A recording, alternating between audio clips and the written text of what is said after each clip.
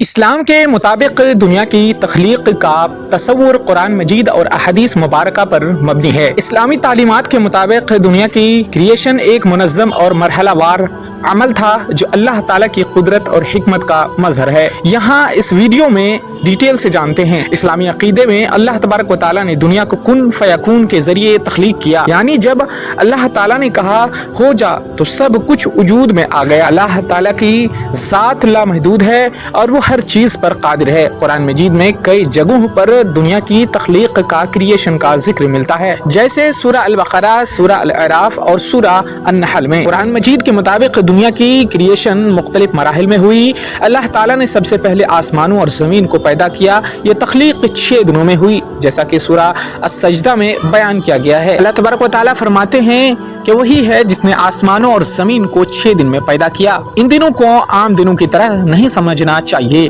بلکہ یہ اللہ تعالیٰ کے مخصوص تخلیقی مراحل کے نشاندہی کرتے ہیں۔ اللہ تعالیٰ نے سب سے پہلے آسمانوں اور زمین کو ایک مشترکہ مادے دھواں سے پیدا کیا، جیسا کہ سورہ حمیم سجدہ میں ذکر ہے۔ پھر اس نے آسمان کی طرف توجہ کی جب وہ دھواں تھا، اور اسے اور زمین کو حکم دیا آؤ خوشی سے یا مجبوراً۔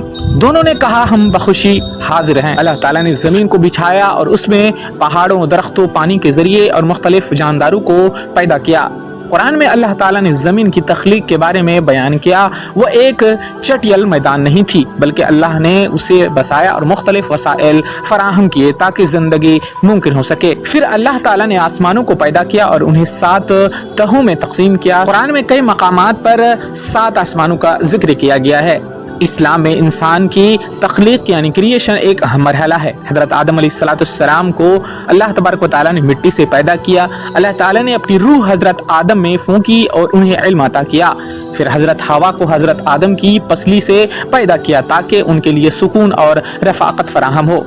حضرت آدم علیہ السلام کو مٹی سے پیدا کیا گیا اور انہیں جنت میں رکھا گیا۔ اللہ تعالیٰ نے فرشتوں کو حکم دیا کہ وہ حضرت آدم کے سامنے سجدہ کرے، لیکن ابلیس نے انکار کر دیا اور وہ مردود قرار پایا۔ حضرت حوا کو حضرت آدم علیہ السلام کی پسلی سے پیدا کیا تاکہ ان کے لیے ایک ساتھی فراہم ہو۔ ان دونوں کو جنت میں رہنے کی اجازت دی گئی، مگر ایک خاص درخت کے قریب جانے سے منع کیا گیا۔ ابلیس کے وسوسے کے باعث حضرت آدم اور حضرت حوا نے اس حکم کی خلاف ورزی کی، جس کے تحت ان دونوں کو زمین پر اتار دیا گیا۔ اسلامی تعلیمات کے مطابق کائنات کی تخلیق کے بعد اللہ تعالیٰ نے اسے مسلسل پھیلنے کے عمل میں رکھا۔ قرآن مجید میں اللہ تبارک و تعالیٰ فرماتے ہیں اور ہم نے آسمانوں کو اپنی قدرت سے بنایا اور ہم اسے وسعت دیتے جا رہے ہیں۔ یہ آیت کائنات کے مسلسل پھیلنے کے نظریے کی طرف اشارہ کرتی ہے جو آج کل سائنس بھی تسلیم کرتی ہے۔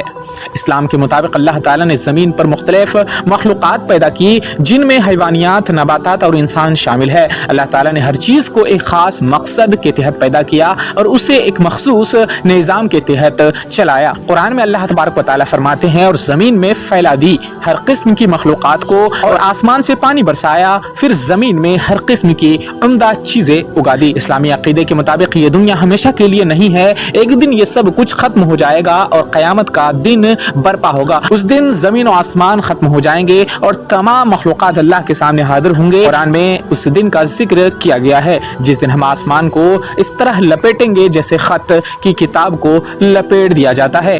اسلام کے مطابق دنیا کی تخلیق کریشن ایک منظم اور منصوبہ بند عمل تھا جو اللہ تعالیٰ کی قدرت کا مظہر ہے۔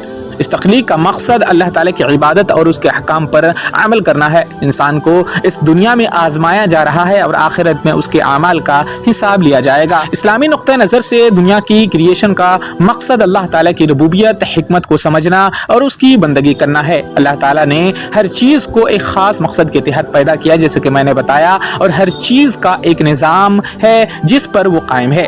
دنیا کی کریشن کا یہ تصور انسان کو اللہ تعالیٰ کی قدرت اور حکمت پر یقین رکھنے کی تلقین کرتا ہے اور اسے اپنی زندگی کے مقصد کو سمجھنے کی دعوت دیتا ہے۔ اسلام میں دنیا کی کریشن کا مقصد انسان کے لیے ایک امتحان کی صورت میں بیان کیا گیا۔ اللہ تعالیٰ نے انسان کو اختیار دیا وہ اپنی مرضی سے اچھائی یا برائی کا راستہ اختیار کرے اور آخرت میں اس کا حساب لیا جائے گا۔ اللہ تعالیٰ قرآن میں فرماتا ہے وہی ہے جس نے موت اور زندگی کو پیدا کیا تاکہ تمہاری آزمائش کرے کہ تم میں سے کون اچھے اعمال کرتا ہے۔ یہ آیت بتاتی ہے کہ دنیا کی کریشن کا بنیادی مقصد انسان کو آزمانا ہے کہ وہ اپنے اعمال کے ذریعے اللہ تعالیٰ کی رضا حاصل کرتا ہے یا نہیں۔ اسلام کے مطابق یہ دنیا عارضی ہے اور یہاں کی زندگی ایک امتحان ہے۔ آخرت میں زندگی دائمی اور ہمیشہ رہنے والی ہے، جبکہ دنیا کی زندگی فانی ہے۔ دنیا کی زندگی تو بس کھیل تماشا اور دھوکہ ہے، اور آخرت کا گھر ہی اصل زندگی ہے۔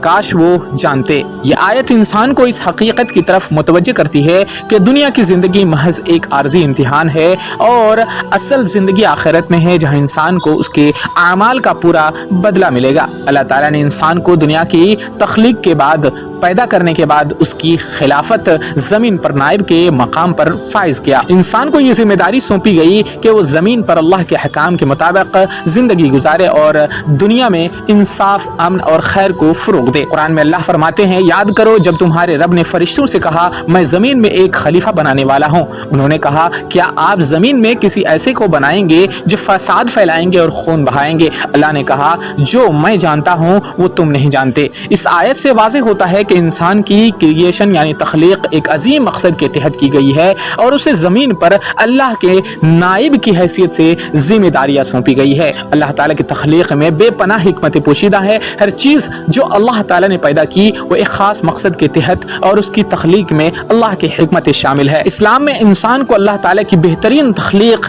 قرار دیا گیا۔ انسان کو عقل، شعور عطا کیا گیا تاکہ وہ اللہ کی ہدایت کو سمجھ سکے اور اس پر عمل کر سکے۔ اللہ تبارک و تعالیٰ قرآن میں فرماتے ہیں بے شک ہم نے انسان کو بہترین ساخت پر پیدا کیا ہے۔ یہ آیت بتاتی ہے کہ اللہ تعالیٰ نے انسان کو بہترین شکل و صورت، عقل، شعور کے ساتھ پیدا کیا تاکہ وہ دنیا میں اپنی ذمہ داریوں کو سمجھ سکے اور اللہ کی رضا کے مطابق زندگی گزار سکے۔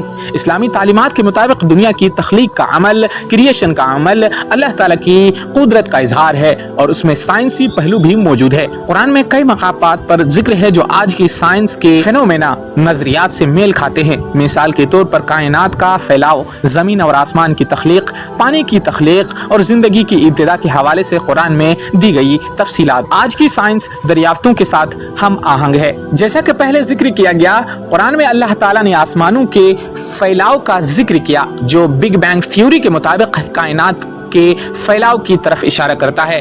قرآن میں اللہ تعالیٰ فرماتے ہیں اور ہم نے ہر زندہ چیز کو پانی سے پیدا کیا ہے۔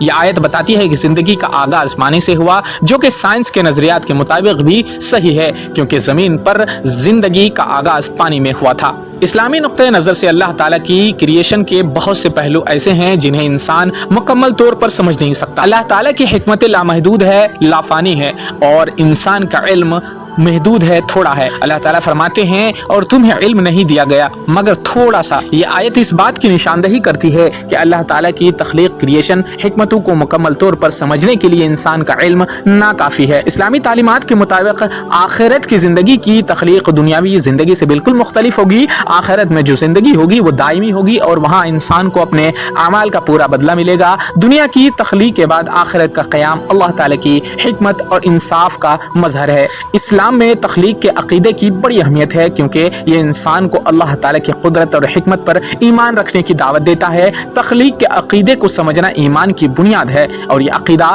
انسان کو اپنی زندگی کے مقصد کو سمجھنے، اللہ کی عبادت کرنے کی ترغیب دیتا ہے۔ اسلام کے مطابق دنیا کی تخلیق ایک منظم، منصوبہ بند اور حکیمانہ عمل تھا جو اللہ تعالیٰ کی قدرت کا مظہر ہے۔ انسان کو اس دنیا میں اللہ کے نائب کی حیثیت سے بھیجا گیا تاکہ وہ اللہ کی عبادت کرے، زمین پر عدل اور انصاف قائم کرے۔ اسلامی تعلیمات انسان کو اس بات کی یاد دہانی کراتی ہے کہ دنیا کی تخلیق، کریشن کے پیچھے اللہ تعالیٰ کی بے پناہ حکمتیں اور مقاصد ہیں۔